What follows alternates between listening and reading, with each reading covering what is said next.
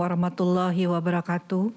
Salam sejahtera, selamat sore, shalom, om swastiastu, namo buddhaya, salam kebajikan.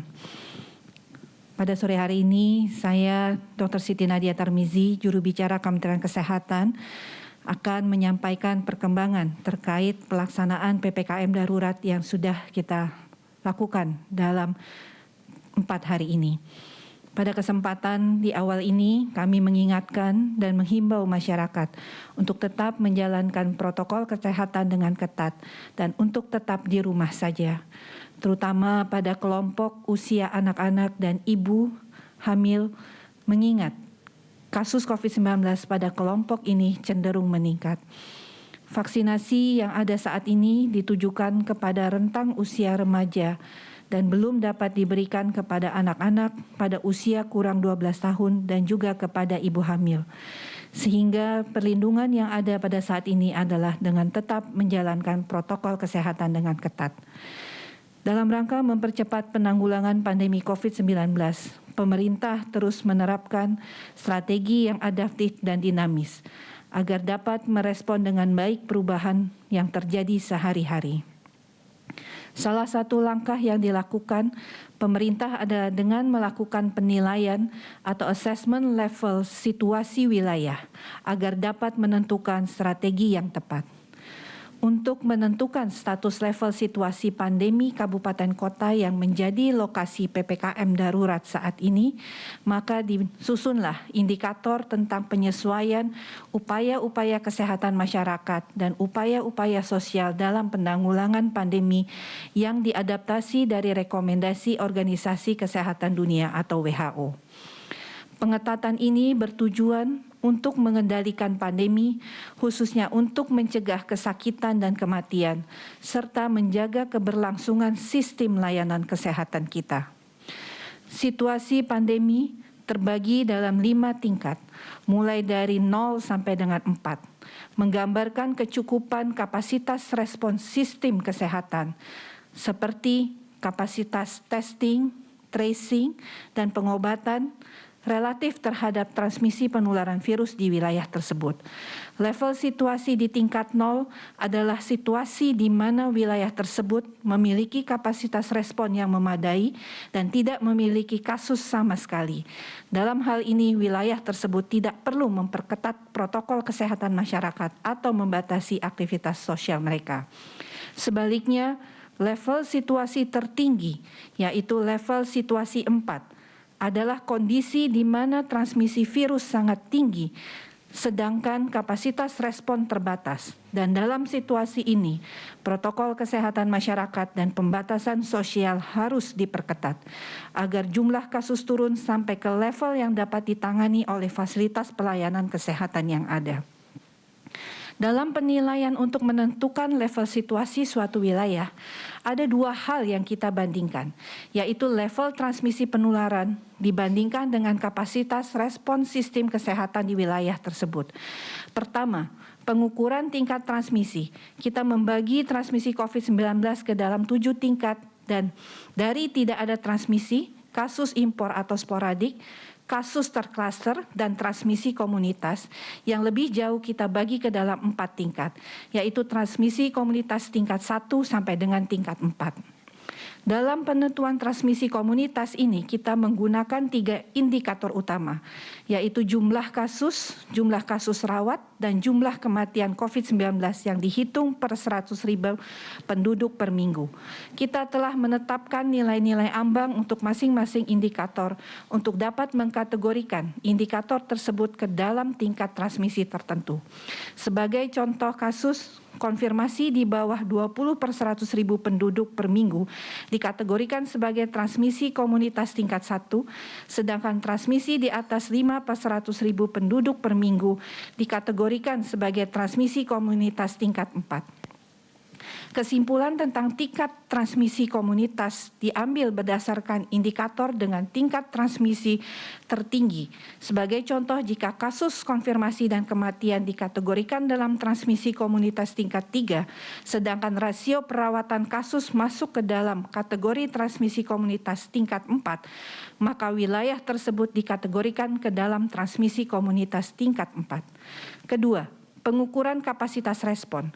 Kapasitas respon kesehatan dikategorikan memadai, sedang, atau terbatas berdasarkan 3 indikator.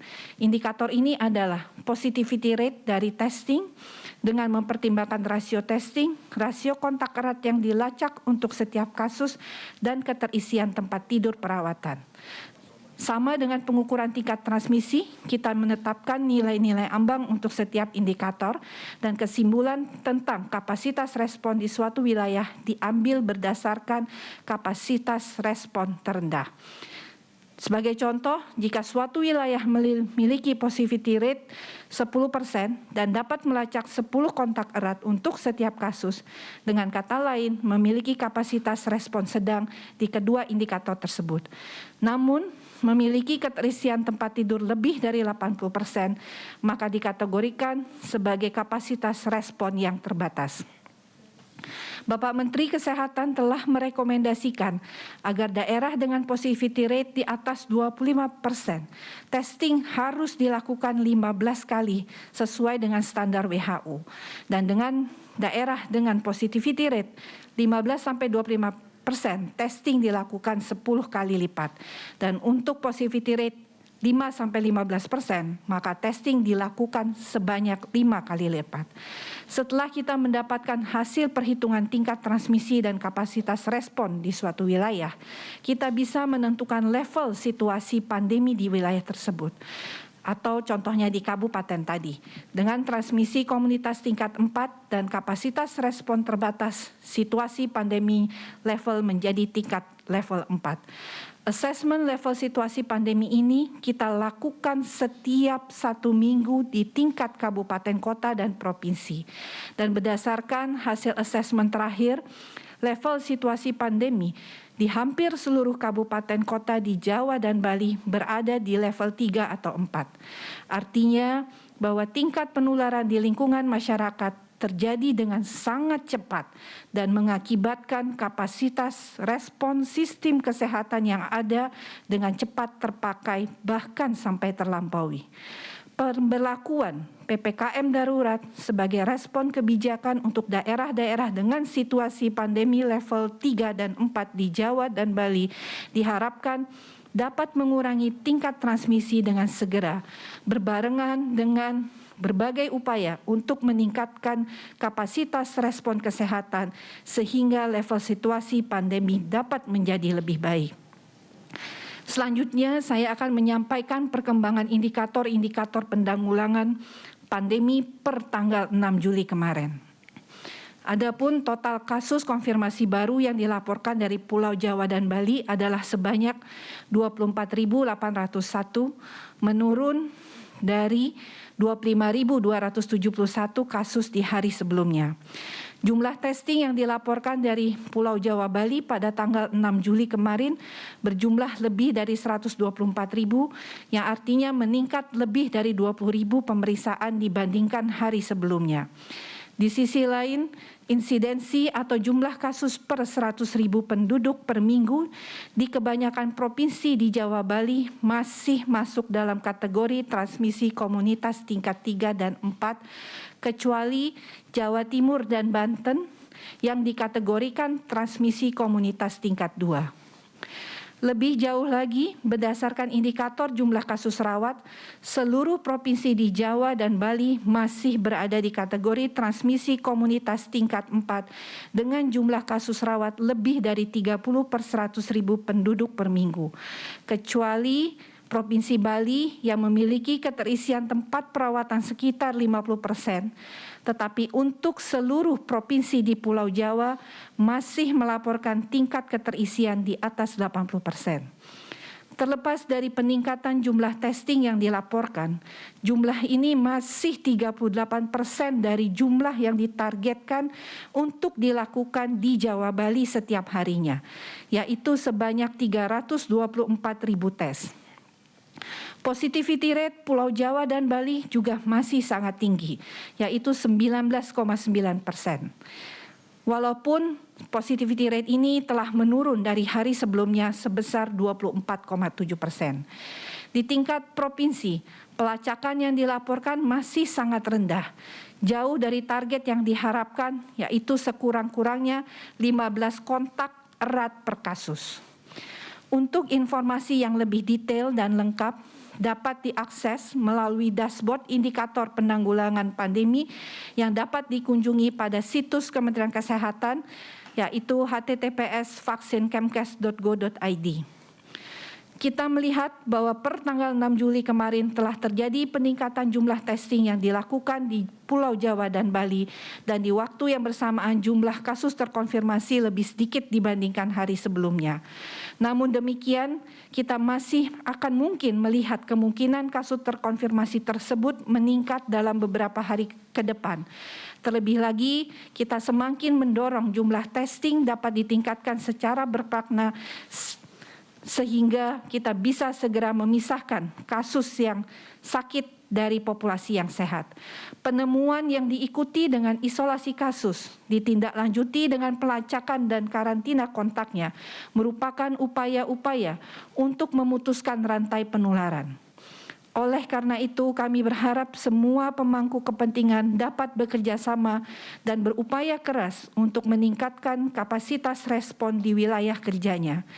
Target jumlah testing, pelacakan, dan konversi tempat tidur perawatan harus ditingkatkan sesuai ketentuan, bersama dengan pembatasan kegiatan masyarakat dalam pelaksanaan PPKM darurat. Hal inilah yang dapat menekan tingkat transmisi di komunitas sampai level situasi pandemi menurun ke arah tingkat yang aman. Tidak lupa, saya ingin kembali menekankan bahwa keberhasilan PPKM darurat harus dapat kita ukur secara akurat dan transparan. Kementerian Kesehatan akan terus meningkatkan kualitas dan efisiensi proses pencatatan dan pelaporan sebagai upaya monitoring dampak dari PPKM darurat, dan kami memohon dukungan dari semua pihak untuk dapat melaporkan indikator-indikator tersebut sebaik-baiknya. Pemberlakuan PPKM darurat diharapkan dapat mengurangi tingkat transmisi dengan segera, bersamaan dengan berbagai upaya untuk meningkatkan kapasitas respon kesehatan, sehingga level situasi pandemi dapat membaik dan PPKM darurat dapat dicabut. Terima kasih. Selanjutnya kami persilahkan Pak Dedi Permadi